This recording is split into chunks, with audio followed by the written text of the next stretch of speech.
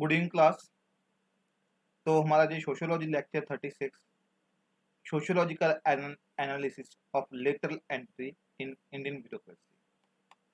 तो ये हमारे जहाँ पे लेटरल एंट्री ब्यूरोक्रेसी में हो रही है तो उसकी सोशियोलॉजिकल एनालिसिस कैसे करनी है। तो अगर आप देखोगे जो टॉपिक है lateral entry in Indian bureaucracy, ये GS2 पेपर 2 का टॉपिक है। जैसे कि लास्ट ईयर पेपर में क्या हुआ था, इंटरलिंकिंग ऑफ रिवर्स,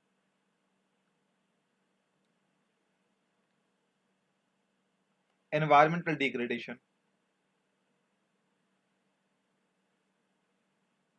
वो पूछ लिए डीमोनेटाइजेशन, वो पेपर में पूछ लिए। अब स्टूडेंट्स ने वो GS3 के आंसर से वो लिख दिए वहां पे। अगर उनको GS3 का आंसर चाहिए होता तो वो GS3 में पूछते, उन्होंने सोशियोलॉजी पेपर 2 में ना पूछते। उनको सोशियोलॉजिकल पर्सपेक्टिव चाहिए। तो आज हम इस टॉपिक के through lateral entry in Indian bureaucracy के थ्रू देखेंगे भी सोशियोलॉजिकल पर्सपेक्टिव कैसे डालते हैं। तो this session is taken by me Harsh Bansal IRS। और जो टॉपिक है आपके GS पेपर 2 के लिए भी बहुत इंपॉर्टेंट है। तो मैंने आपको इस लेक्चर में मैं बताऊंगा कि GS2 में अगर आपको आया तो आपने कैसे लिखना है, और अगर आपको सोशियोलॉजी पेपर में आया तो वो कैसे लिखना है। तो ऑलरेडी हमने मैक्स वेबर के काफी टॉपिक्स कर चुके हैं, social action, ideal type, power and authority. तो ब्यूरोक्रेसी हमने जो टॉपिक किया था उसी के एक एक्सटेंशन है भी sociological analysis of lateral entry in Indian bureaucracy. तो ये देखिए 29 जून 2020 को जो न्यूज है, जो प्राइम मिनिस्टर अभी करंट गवर्नमेंट है, मोदी गवर्नमेंट, तो ये 400 director and deputy secretary appoint करने को फिर रहे हैं थ्रू लेटरल एंट्री। ये 29 मई 2020 की न्यूज है। तो इसलिए लेटरल एंट्री पे एक क्वेश्चन बन सकता है, क्योंकि मैंने आपको बताया था भी हमने सिर्फ ये नहीं देखना भी पास्ट के क्वेश्चन कौन से हैं, भी पास्ट के क्वेश्चन कौन से बनते हैं, हमने ये भी करना है भी फ्यूचर के क्वेश्चन कौन कौन से हैं। तो लेटरल एंट्री आज के टाइम पे बहुत ज्यादा डिमांड है। तो इस पे एक क्वेश्चन पेपर GS2 में पूछ सकते हैं और सोशियोलॉजी में पूछ सकते हैं। तो अभी हम इसको देखेंगे। तो लेटरल एंट्री क्या है? तो lateral entry relate to appointment of specialist mainly from the private sector in government organisation. अगर आप आज देखोगे, एक ना ब्यूरोक्रेसी पे एक बहुत सही बात बोलते हैं भी, इंडिया में क्या है 21st सेंचुरी है, बट 19th सेंचुरी क्या है ब्यूरोक्रेसी,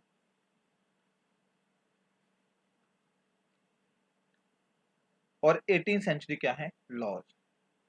ये काफी एक्सपर्ट्स लिखते हैं भी हमारी 21st सेंचुरी की जो गवर्नेंस है वो 19th सेंचुरी ब्यूरोक्रेसी और 18th सेंचुरी लॉज के थ्रू हो रही है। तो स्पेशलिस्ट क्या होते हैं, एक ना डिबेट चलता है specialist versus journalist.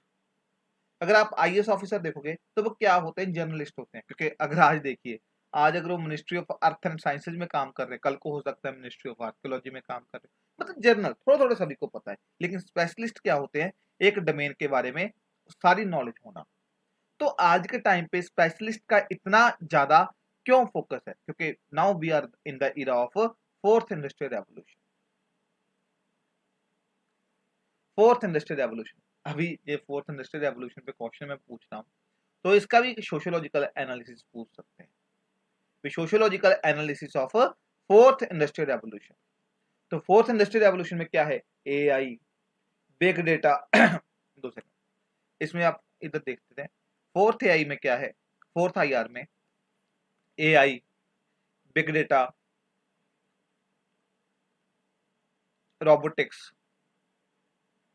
Mechanics, robotics, automation, cyber security. तो आज के टाइम पे जो फोर्थ इंडस्ट्रियल रेवोल्यूशन, तो ये क्या है, स्पेशलिस्ट डोमेन्स है। आज के टाइम पे हम ब्लॉकचेन की बात कर रहे हैं, ब्लॉकचेन जो कि क्रिप्टो करेंसी का बेस है। तो ब्लॉकचेन को हम गवर्नेंस में यूज करने की, स्कैंडिनेवियन कंट्रीज काफी यूज कर रही हैं ब्लॉकचेन को। तो इसके लिए हमें स्पेशलिस्ट चाहिए। तो इसीलिए गवर्नमेंट क्या कर रही है, लेटरल एंट्री के थ्रू जिस स्पेशलिस्ट को अपॉइंट कर रही है। देखिए डिफरेंट डिफरेंट मिनिस्ट्रीज में expertise in revenue, financial services, economic affairs, agriculture, cooperation with farmer and welfare, road transport, different different ministries में लेटरल एंट्री कर रहे हैं। तो उसका बेनिफिट क्या है? आप देखिए, ये तो आपका जीएस पेपर 2 है। जीएस पेपर 2 का आंसर कैसे लिखना है, सोशियोलॉजिकल पेपर का आंसर कैसे लिखना है, वो आगे देखते हैं। तो एडवांटेज क्या है? कंप्लेक्सिटी। अब आप देखोगे गवर्नेंस जो है वो कम्प्लेक्स होती जा रही है, तो उसके लिए एक्सपर्टीज चाहिए, स्पेशलाइज स्किल्स चाहिए, तो वो चीज हम सॉल्व कर सकते हैं। पर्सनल शॉर्टेज, जो डीओपीटी है, डिपार्टमेंट ऑफ पर्सनल ट्रेनिंग, वो कह रहा है 1500 आईएएस ऑफिसर्स की शॉर्टेज है। ऑर्गेनाइजेशन कल्चर, जो आपने देखा होगा ब्यूरोक्रेसी में जब हमने लास्ट लेक्चर में देखा था, तो वो क्या प्रॉब्लम है? रेडिटेपिज्म की प्रॉब्लम है, जहाँ पे एफिशिएंसी कम है। तो प्राइवेट सेक्टर में क्या होता है? एफिशिएंसी, प्रोडक्टिविटी पे काम करते हैं, तो वो एक जो ऑर्गेनाइजेशन कल्चर वो चेंज होगा। ये एक मानना जा रहा है। Liberalisation policy and civil service, तो इसमें क्या है? मीन जब 1991 से पहले क्या था? स्टेट ज्यादा पावरफुल थी, प्राइवेट सेक्टर का रोल बहुत कम था बिफोर एलपीजी रिफॉर्म। लेकिन 1991 के बाद क्या है? स्टेट का रोल कम हो गया और प्राइवेट सेक्टर का रोल ज्यादा हो गया।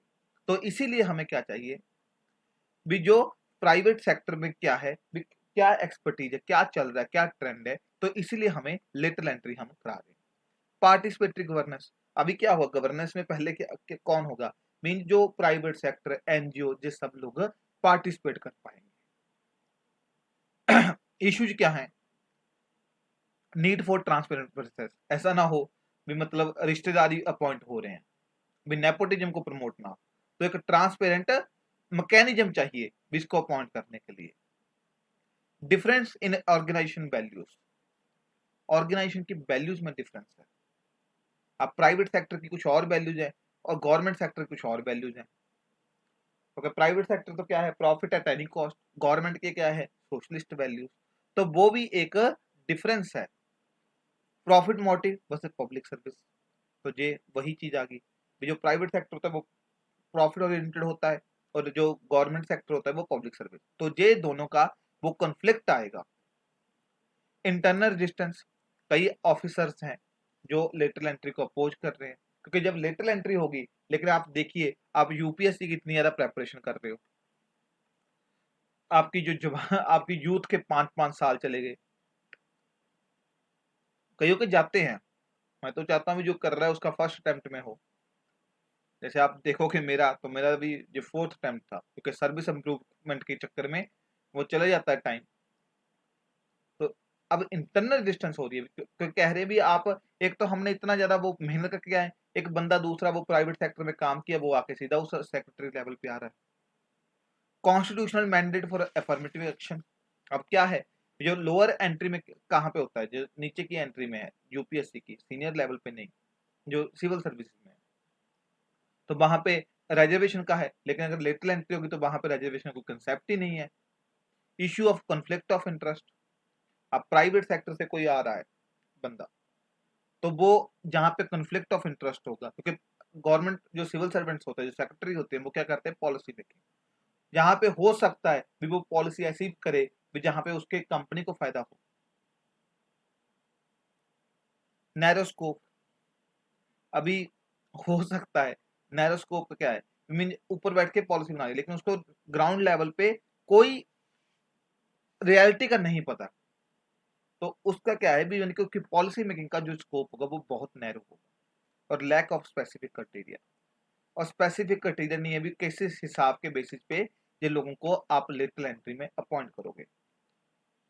तो सजेशन यही है भी, मेन तो बात जो है भी, जो लेटरल एंट्री भी हो रही है वो यूपीएससी करे।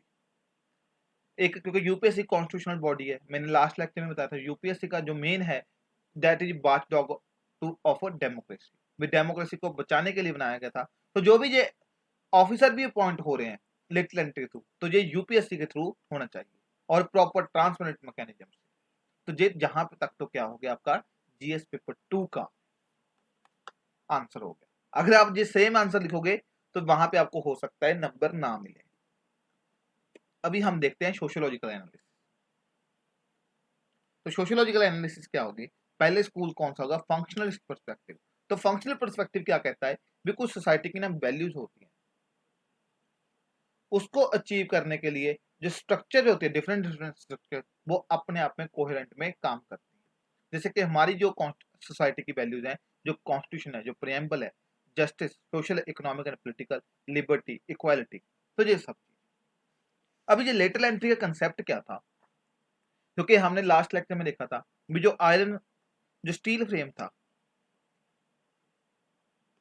वो ड्यू टू दैट टेपिज्म, तो जो जो उसको क्या कह रहे हैं, जो काफी एक्सपर्ट्स हैं इस डोमेन में, वो क्या कह रहे हैं, वो रस्ट हो चुका है। रस्ट हो चुका है तो मीन प्रॉपर पॉलिसीज इंप्लीमेंट नहीं हो रही, लोगों तक वो वेलफेयर नहीं जा रहा, और प्रियम्बल की जो ये इक्वालिटी, जो जस्टिस है, इकोनॉमिक एंड सोशल, वो नहीं मिल रहा। तो इसी चीज को सॉल्व करने के लिए, जो वैल्यूज को अचीव करने के लिए, सोसाइटी की वैल्यूज को अचीव करने के लिए, ये लेटरल एंट्री का कंसेप्ट लाया गया। तो ये फंक्शनलिस्ट पर्सपेक्टिव। अभी मार्क्सियन पर्सपेक्टिव एक हुआ, तो मार्क्स क्या करेगा, मार्क्स तो कैपिटलिस्ट को गालियां निकालेगा। तो मार्क्स क्या कहेगा भी जो कैपिटलिस्ट है, इन्होंने अपने बंदे बेच दिए लेटरल एंट्री के थ्रू, और वो बाद में क्या करेंगे, वो पॉलिसी ऐसी बनाएंगे जिसके कारण उस कैपिटलिस्ट को बेनिफिट हो। अब सपोज करो एक रिलायंस का बंदा जा रहा है टेलीकॉम मिनिस्टर, उसमें टेलीकॉम डिपार्टमेंट में, तो वो पॉलिसी ऐसी बनाएगा जिसमें रिलायंस जियो का फायदा हो। ये मार्क्सियन पर्सपेक्टिव बोलेगा। क्रिटिकल थ्योरी क्या बोलेगी, क्रिटिकल थ्योरी क्या बोलेगी, मीन हो तो ये अब क्या करेगा, ये मीडिया के थ्रू उस पर कंट्रोल करेगी स्टेट। स्टेट दिखाएगी भी लेटरल एंट्री कितनी जरूरी है, भी लेटरल एंट्री के थ्रू कितना बेनिफिट हो सकता है। लेकिन at the end of the day क्या करेंगे, जो स्टेट और लेटरल एंट्री के जो कैपिटलिस्ट आए हैं, वो क्या करेंगे, क्रिटिसाइज करेंगे। लेकिन लोगों को लगेगा भी सरकार बहुत अच्छा काम कर रही है। ये क्रिटिकल थ्योरी बोलेगी, क्योंकि क्रिटिकल थ्योरी में क्या है, भी मीडिया पे कंट्रोल जो करते हैं। फिर फेमिनिस्ट पर्सपेक्टिव क्या बोलेगा, भी जो लेटरल एंट्री के थ्रू वुमेन की जो रिप्रेजेंटेशन थी सिविल सर्विसेज में, वो ऑलरेडी बहुत कम थी। अब लेटरल एंट्री के थ्रू तो और भी ज्यादा कम हो जाएगी, क्योंकि वुमेन को इग्नोर कर दिया जाएगा, क्योंकि वहां पे ऑलरेडी हमने देखा है भी ग्लास सीलिंग का कंसेप्ट है। ग्लास सीलिंग, जब ये मैंने आपको कराया था political sociology and political science discipline में क्या वो है, मेजर रिलेशन है, तो उसमें मैंने ग्लास सीलिंग और फेमिनिस्ट पर्सपेक्टिव बहुत अच्छे से डिस्कस किया था।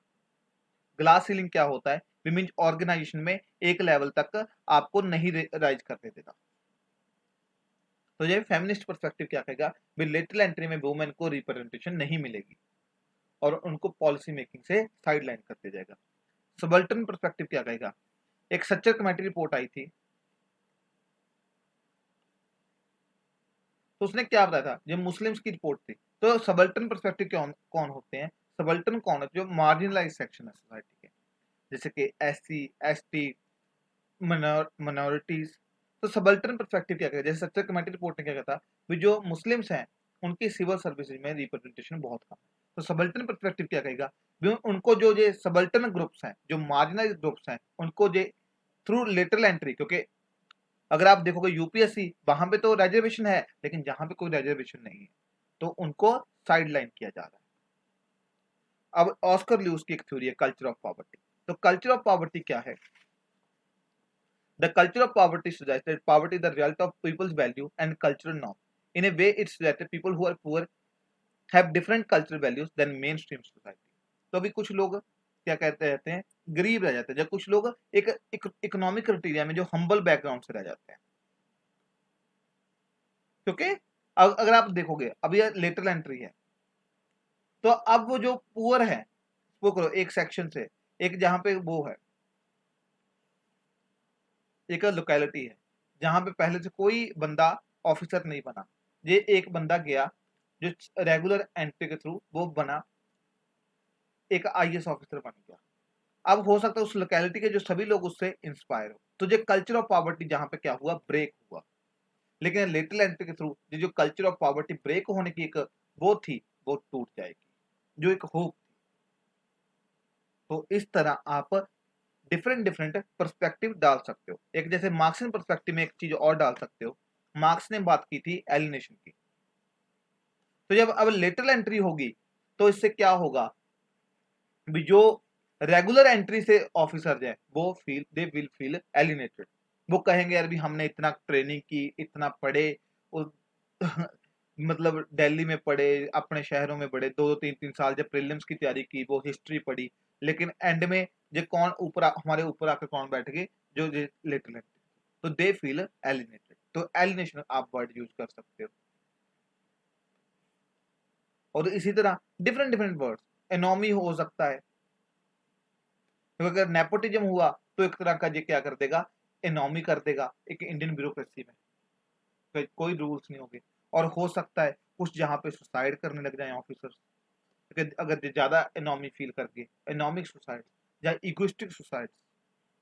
तो मीन्स आप बहुत चीजें वही हैं, आपको बस मैंने एक आइडिया दिया था इस टॉपिक के थ्रू भी कैसे आपने डिफरेंट डिफरेंट पर्सपेक्टिव डालने हैं। अभी जो रॉबर्ट के मार्टिन का भी आप कर सकते हो भी, मैनिफेस्ट फंक्शन क्या है, मैनिफेस्ट फंक्शन तो वही है भी एक्सपर्टीज लेकर आनी है जो इंटेंडेड फंक्शन है। लेकिन लेटेंट फंक्शन क्या हो सकता है भी, मतलब वो पॉलिसीज को जो प्राइवेट सेक्टर से लोग आए हैं वो अपनी कंपनी को बेनिफिट करें। और डिसफंक्शन क्या है भी, नेपोटिज्म प्रमोट हो, क्रॉनिक कैपिटलिज्म प्रमोट हो। और जो डिसफंक्शन क्या है, जो रेगुलर ब्यूरोक्रेसी की मोटिवेशन कम हो गई हो, जो रेगुलर ऑफिसर्स हैं वो प्रॉपर यूपीएससी के थ्रू हो। तो इस तरह आप एक आंसर में कैसे डिफरेंट डिफरेंट सोशियोलॉजिकल एनालिसिस कर सकते हो। तो चीजें वही हैं, थ्योरीज वही हैं, लेकिन मैंने बस एक ये सोशियोलॉजिकल थ्योरीज आपको डिफरेंट डिफरेंट करा दी। तो आई होप क्लास आपको ये समझ आ गया होगा भी कैसे कोई भी करंट का टॉपिक को सोशियोलॉजिकल एनालाइज करना है। बाकी आप घबराइए मत, जो कुछ करंट टॉपिक होंगे वो हम उठाते रहेंगे। तो आई होप आपको ये वीडियो अच्छी लगी होगी। प्लीज लाइक कीजिए, शेयर कीजिए और चैनल को सब्सक्राइब कीजिए। बाकी फिर भी अगर कोई क्वेरी है तो एजू गुरुकुल 93@gmail.com पे आप भेज सकते हैं, और जहां आप कमेंट सेक्शन में कर सकते हो। तो थैंक यू क्लास।